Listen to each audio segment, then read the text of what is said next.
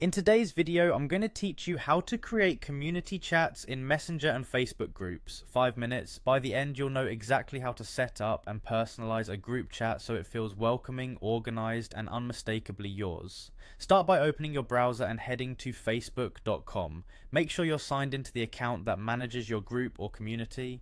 On the home page, look toward the top of the screen for the Messenger icon. Click it to open your inbox and recent conversations. From here, choose the group chat you want to work with. If you manage a Facebook group that has an associated community chat, select that conversation so your updates apply to the right audience. You'll know you're in a group when you see multiple members listed in the header.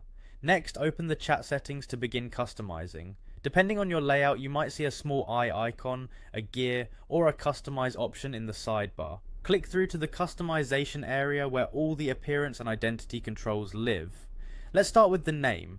Choose Change Chat Name and give your conversation a clear, memorable title that reflects the purpose of the community, something like Book Club Monthly Picks or Neighborhood Volunteers. Consistent naming helps members instantly recognize what the chat is for. Now update the photo, select Change Photo, then choose Select a file from your drive. Pick a clean, high contrast image such as your group logo, a simple icon, or a representative photo. Square or circular friendly images tend to crop best.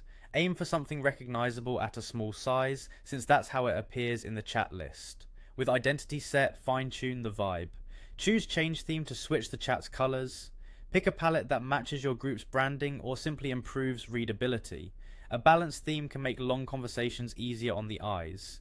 Next, set the primary emoji. Change emoji to choose the default reaction icon members will use most often.